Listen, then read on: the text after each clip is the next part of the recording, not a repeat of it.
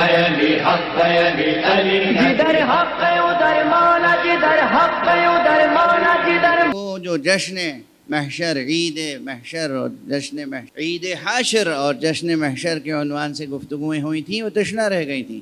خدا کی قسم اگر انسان کے دل میں معرفت امیر المؤمنین ہے، ولایت علی ابن ابی طالب میں راسخ ہے کوئی انسان، تو یاد رکھیے گا اس کے لیے قیامت کا دن عید کا دن ہوگا، قیامت کا دن جشن کا دن ہوگا، قیامت کا دن محفل کا دن ہوگا، قیامت کا دن وہ دن ہوگا جب ہم بیٹھے ہوئے ہوں گے زمین آخرت پر، منبر نور پہ مصطفیٰ ہوں گے اور ہم ان سے فرمائش کر رہے ہوں گے، یا رسول اللہ دنیا میں جو آپ نے علی کے فضائل نہیں بیان کیے تھے اب تو بیان کر دیجئے، کیونکہ یہ تو اعلان پیغمبر ہے۔ خود پیغمبر نے فرمایا تھا، خدا کی قسم خود پیغمبر نے فرمایا تھا کہ اے علی تمہاری کتنی فضیلتیں دشمنوں نے چھپائیں حسد میں اور دشمنی میں، اور کتنی فضیلتیں تمہارے دوستوں نے چھپائیں دشمنوں کے ڈر سے، اور کتنی فضیلتیں میں نے بیان نہیں کی اس خوف سے کہ یہ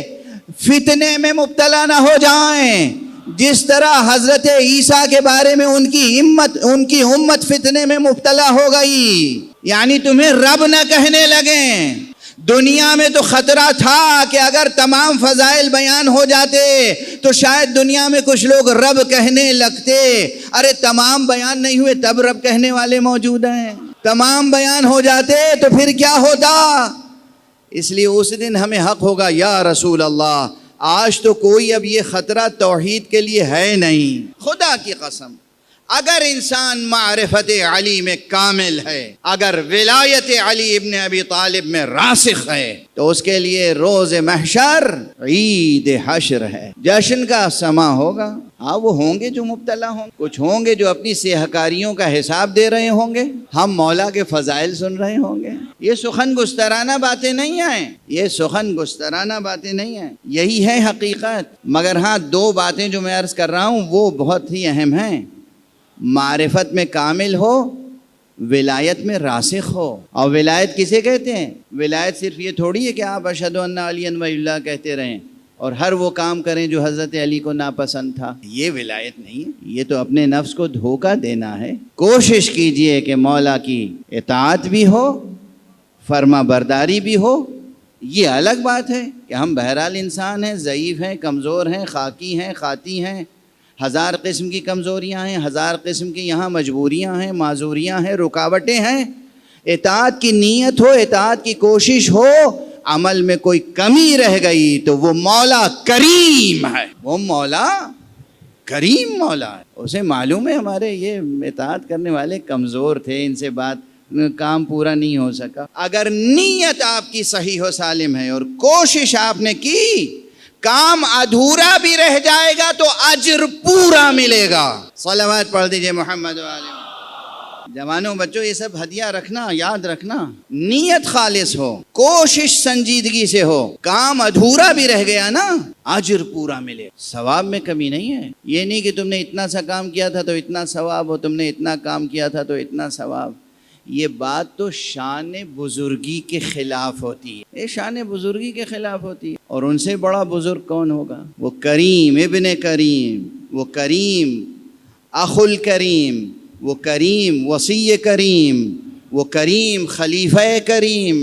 ہمارا رب کریم ہے، رسول کریم ہے، مولا کریم ہے۔ مایوسی نہ چھانے پائے، بے دلی بد دلی نہ ہو، مایوسی نہ ہو، امید کا دامن مضبوطی سے تھامے رہیں، اور کوشش کریں دو چیزوں کی، ایک یہ کہ روزانہ معرفت میں اضافہ ہو، ہاں روزانہ معرفت میں اضافہ ہو، اور روزانہ جذبہ ولایت میں راسخ سے راسخ تر ہوتے چلے جائیں، کسی قسم کا شک شبہ گمان قریب میں نہ آنے۔ بہرحال بات چلتی چلی جا رہی ہے ایک روانی کے ساتھ، لیکن میں جو عرض کرنا چاہتا ہوں وہ بات ابھی شروع ہی نہیں ہوئی کہ سورہ مبارکہ نبا خاص اس کی ایک خصوصیت ہے مولا امیر المومنین کے ساتھ۔ اور کیوں خصوصیت ہے؟ سب سے پہلے تو اس میں جو النبأ العظیم ہے، آج صبح کی بھی ایک مجلس میں تھوڑا سا اس کا بیان آ گیا تھا، ہمارے عزیز القدر، ہمارے بہت اچھے شفیق بھائی ہیں، بھائی کی طرح ہیں،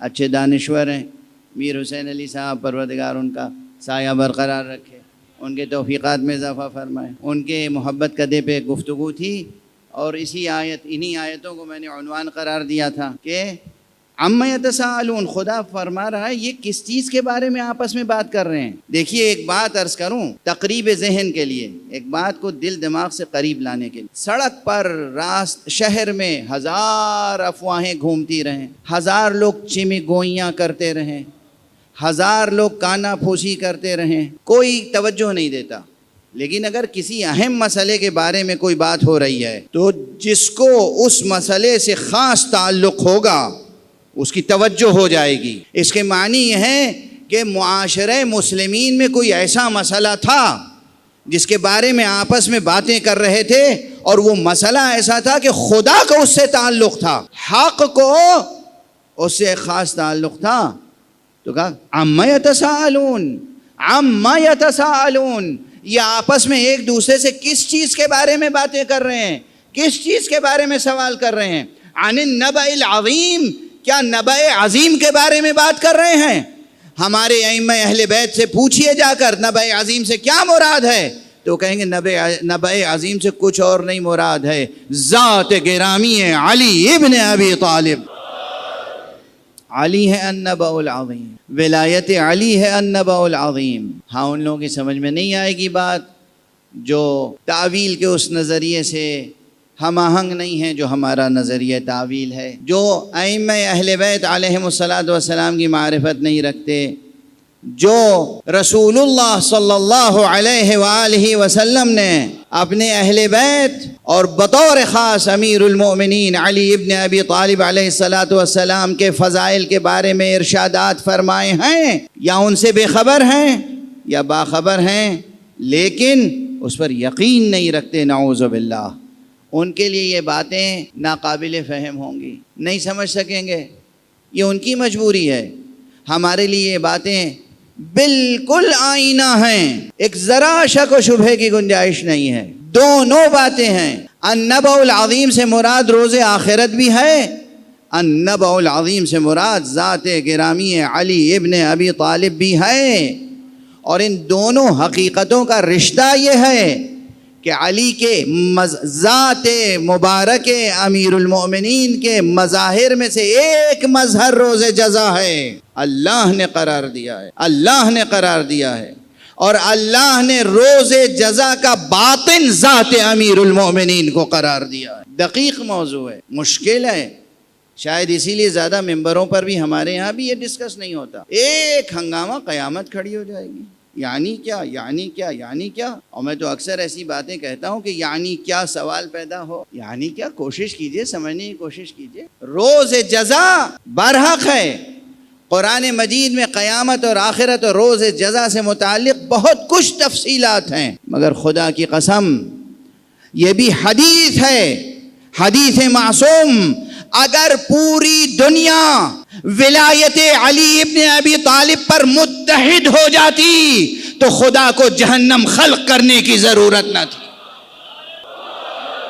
اب ظاہری طور پہ تو کسی کو سمجھ میں نہیں آئے گا، لیکن اگر وہ ذوق ہوگا جو حضرت امام احمد بن حنبل کا ذوق تھا تو فوراً سمجھ میں آ جائے گا۔ لوگ انکار کرتے ہیں جب ہم کہتے ہیں علی قسیم نار و جنت ہیں، مولا علی ہیں جو جنت اور جہنم کے تقسیم کرنے والے ہیں، لوگوں کو جنت تقسیم کرنے والے کون ہیں؟ علی ہیں۔ جب ہم یہ کہتے ہیں تو لوگ کہتے ہیں غلو کرتے ہیں، یہ حدیث ضعیف ہے، یہ حدیث ہم نہیں مانتے، جناب نہ یہ حدیث ضعیف ہے نہ ہم غلو کرتے ہیں۔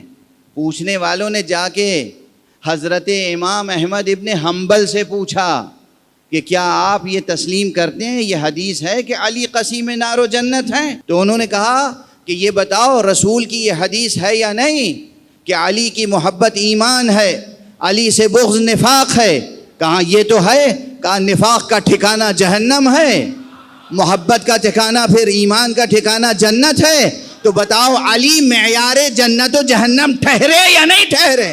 یہ کس کا جواب ہے؟ امام احمد ابن حنبل، امام خمینی نہیں، یہ جواب امام احمد ابن حنبل کا ہے کہ بھئی تم کیا قیام، اس میں کیا مشکل ہے، کیا مشکل ہے اس میں کہ علی قسیم نار و جنت ہیں؟ رسول نے فرمایا علی کی محبت ایمان، علی سے بغض نفاق، نفاق کا ٹھکانہ کہاں ہے؟ جہنم۔ ایمان کا ٹھکانہ کہاں ہے؟ جنت۔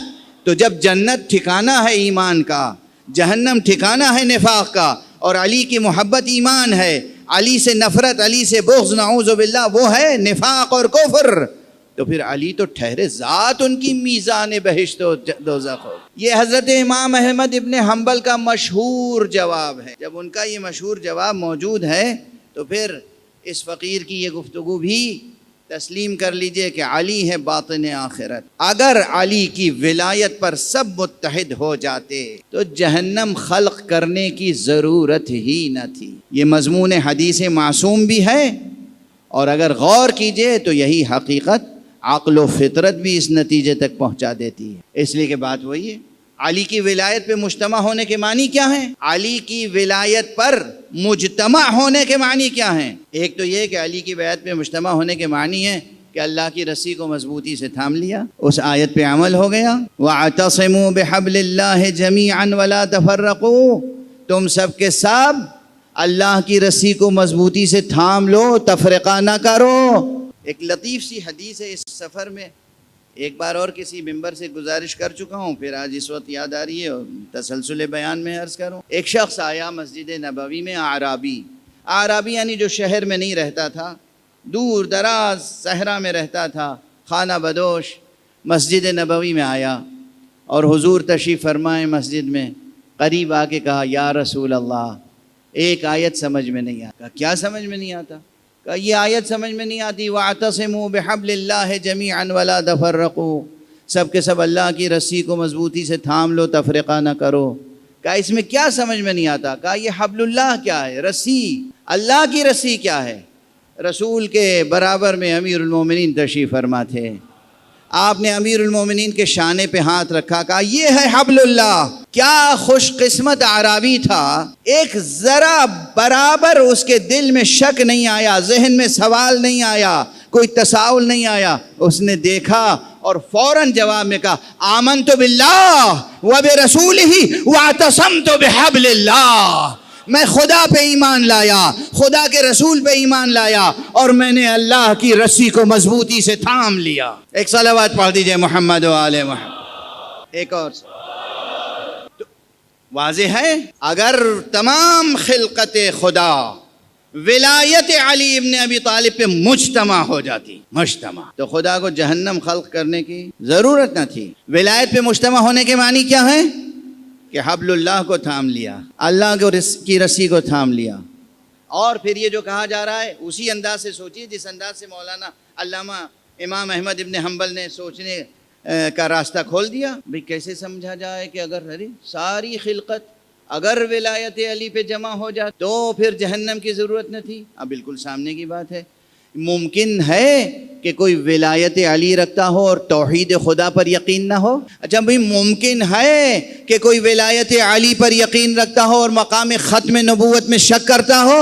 جو ولایت علی ابن ابی طالب میں راسخ ہوگا، پہلے وہ اہل توحید ہوگا، پہلے اس خدا کو تسلیم کرے گا جس نے علی کو خلق کیا، پہلے اس خدا کا کلمہ پڑھے گا جس نے علی کی ولایت کا اعلان کیا، اس کے بعد اس نبی کا کلمہ پڑھے گا جس کی زبان سے اللہ نے علی کی ولایت کا اعلان کیا۔ خدا کا کلمہ پڑھنے کے بعد، رسول کا کلمہ پڑھنے کے بعد علی کا کلمہ جو پڑھے گا، یہ ممکن نہیں ہے کہ وہ اللہ کے قانون کو پامال کرتا ہو، وہ اللہ کے قانون پر عمل کرے گا، عمل نہیں بھی کر سکے گا تو احترام کرنے والا ہوگا۔ یہ ممکن نہیں ہوگا کہ کلمہ خدا کا پڑھے، کلمہ مصطفیٰ کا پڑھے، کلمہ علی مرتضیٰ کا پڑھے اور کسی بھی قانون خدا کا مذاق اڑانے والا ہو، کسی بھی حکم خدا کا استہزاء کرنے والا ہو، کسی بھی حکم خدا کا استخفاف کرنے والا ہو، اللہ کے معمولی سے معمولی حکم کو بھی ہلکا اور سبک نہیں سمجھے گا اگر وہ اہل ولایت ہوگا۔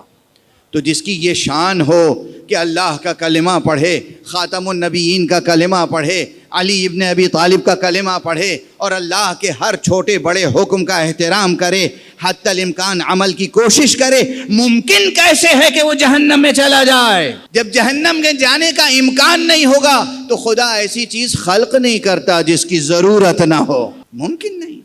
یہ سب باتیں بہت آسان ہیں. ایک زاویے سے سوچ دیکھیے تو معلوم ہوتا ہے کہ جناب والا یہ ایک گروہ ہے, یہ ایک مسلک ہے خاص, یہ ایک فرقہ ہے, یہ غلو کرتا ہے علی کے بارے میں. کوئی غلو نہیں, کوئی غلو نہیں, دور دور تک غلو نہیں. علی پر ایمان لانا تو خدا پر ایمان لانے کا لازمہ ہے. خدا کا کلمہ پڑھے کوئی, اب وہی پھر دوسری بات عرض کروں, یہ ممکن نہیں ہے کوئی علی کا کلمہ پڑھے اور خدا کا کلمہ نہ پڑھے. یہ ممکن نہیں ہے کہ کوئی علی کا کلمہ پڑھے اور محمد کا کلمہ نہ پڑھے. بھائی اسی طرح یہ اب ممکن نہیں ہے کوئی خدا کا کلمہ پڑھے اور علی کا کلمہ نہ پڑھے.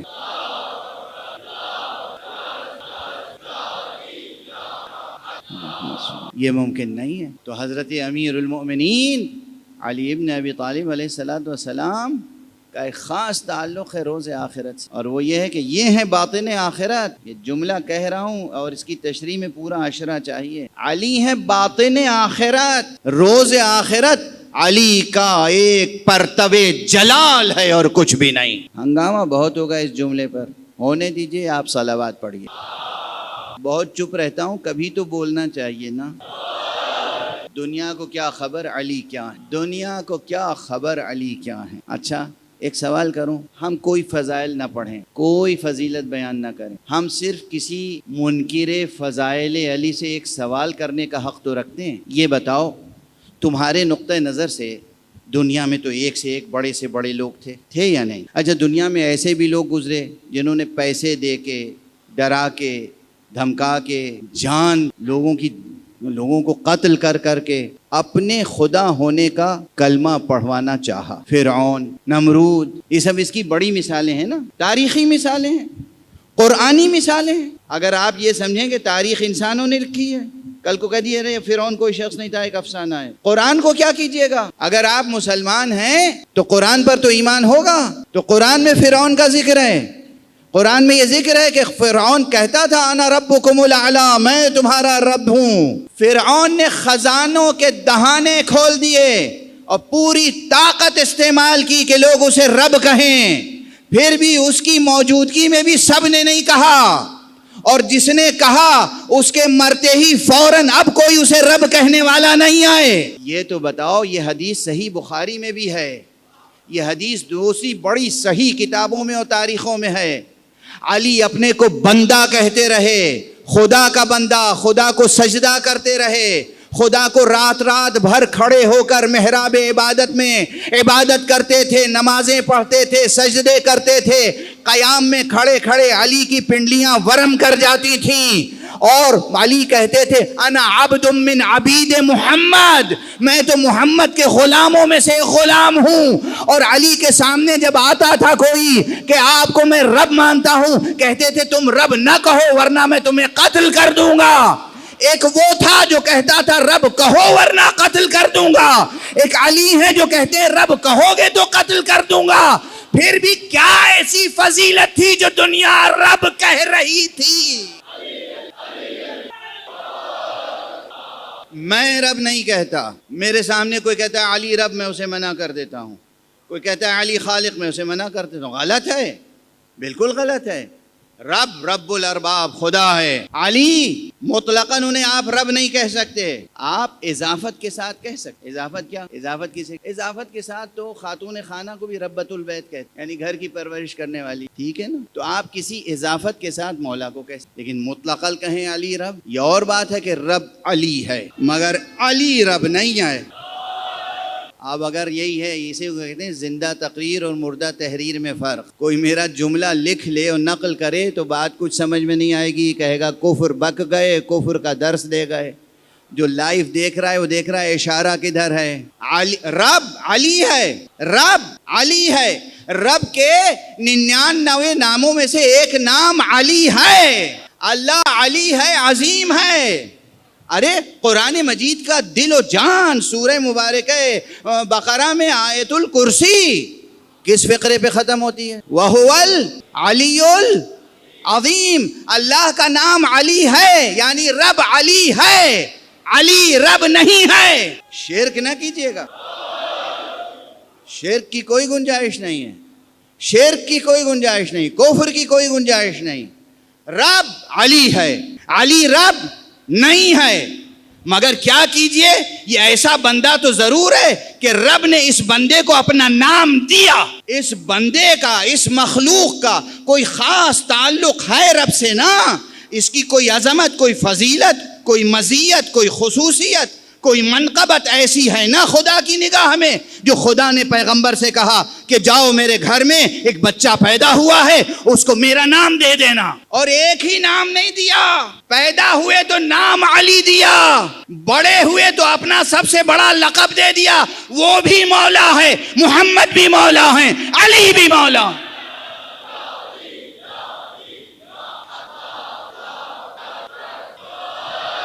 اسی لیے میں عرض کرتا ہوں، علی علی ہیں، کوئی علی کے گرد قدم تک نہیں پہنچ سکتا. علی سے افضل ہونے کی بات، علی سے افضل بس دو ذات، علی سے افضل کوئی ہیں تو مصطفیٰ، اور علی اور مصطفیٰ دونوں سے افضل ہے ذات کبریا. اللہ ہے، مصطفیٰ ہیں، اس کے بعد از خدا بزرگ توئی. قصہ مختصر، مصطفیٰ اور مصطفیٰ کے بعد وصی مصطفیٰ، جانشین مصطفیٰ، جان مصطفیٰ. کس میں طاقت ہے جو علی ابن ابی طالب کے فضائل بیان کر سکے؟ یہ بھی روایت کا مضمون ہے کہ ساری دنیا کے درخت قلم بنا دیے جائیں. یہ باتیں جن کے ظرف پاک نہیں ہے نا، ان کی سمجھ میں نہیں آتا. بس دیکھو، اس سے زیادہ ہم نہیں کہہ سکتے. جن کے ظرف پاک نہیں ہے، جن کے ظرف پاک نہیں ہے، ان کو سمجھ میں نہیں آ سکتا کہ ساری دنیا کے درخت قلم بنا دیے جائیں. خود ایک درخت سے کتنے قلم بن جاتے ہیں؟ ایک درخت کاٹیے کتنے قلم بن جائیں گے؟ ایک درخت، قلم کتنا بڑا ہو؟ ایک درخت سے، ایک پیڑ سے ہزاروں قلم بنیں گے. پورے کرۂ ارض پہ جتنے پیڑ ہیں سب قلم بنا دیے جائیں، اور جتنے جن و انس ہیں سب لکھنے کے لیے بیٹھ جائیں، اور یہ سمندر سب روشنائی بنا دیے جائیں. میں نے سیاہی نہیں کہا ہے، سیاہی سے علی کی فضیلتیں نہیں لکھی جاتی. ترجمہ کرنے میں ایسی غلطی نہیں کرنا. سارے سمندر روشنی بنا دیے جائیں، تب بھی فضائل علی ابن ابی طالب کا احصاء نہیں ہو سکتا، شمار نہیں ہو سکتا علی کے فضائل. یہ بات سن لی. اب یہ بتاؤ، جس کے اتنے فضائل ہیں، وہ اگر کہتا ہو کسی کے لیے کہ انا عبد من عبید محمد، میں تو محمد کے غلاموں میں سے ایک غلام ہوں، اس محمد کے کتنے فضائل ہوں گے صلی اللہ علیہ وآلہ وسلم.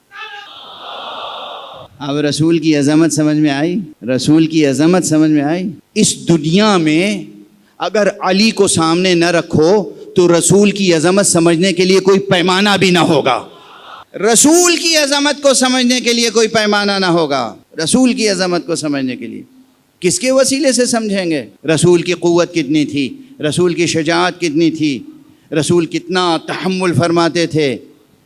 صحن حرم میں رسول کتنا وزن اٹھا سکتے تھے. ظاہر ہے ولایت نبوت کا وزن نہیں اٹھا سکتی، لیکن نبوت ہے جو ولایت کا وزن اٹھا سکتی. حضرت علی دوش مبارک مصطفیٰ پر آئے. یہ علی کی فضیلت بھی ہے اور رسول کی فضیلت و عظمت کا اعلان بھی ہے. میدان جنگ میں امیر المومنین جنگ کرتے تھے، سب جنگ کرتے تھے. خود مولا سے پوچھا گیا کہ جب گھمسان کی جنگ ہوتی تھی، تلوار سے تلواریں ٹکرا رہی ہیں، تو دشمن کے قریب ترین کون ہوتا تھا؟ مولا علی کی گواہی ہے، دشمن سے قریب ترین نقطے پر خود سرکار رسالت مآب ہوتے تھے صلی اللہ علیہ وآلہ وسلم. دشمن کے قلب میں، دشمن سے قریب ترین نقطے پر رسول ہوا کرتے تھے. دشمن سے قریب ترین نقطے پر رسول ہوا کرتے تھے. یہ وہی بتا سکے گا کہ جو دشمن کے قلب میں داخل ہو کر خود جنگ کر رہا ہو. فرار کرنے والے یہ گواہی نہیں دے سکتے.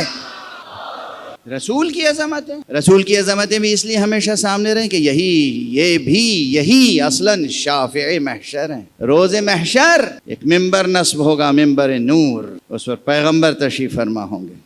ممبر کے برابر میں ایسے ہی علم ہوگا، وہ بھی علم نور ہوگا. وہ علم دست مبارک مرتضیٰ میں ہوگا اور میدان حشر ہوگا. گناہگار اپنی سیاہ کاریوں کا حساب دے رہے ہوں گے. اہل ولایت، اہل ایمان فیضان خداوندی سے وہاں بھی مستفیض ہو رہے ہوں گے. بس گفتگو تمام ہو رہی ہے. کوشش یہ کریں واقعاً، حقیقتاً، دل کی گہرائیوں کے ساتھ معرفت علی ابن ابی طالب اور ولایت علی ابن ابی طالب میں راسخ قدم رہیں.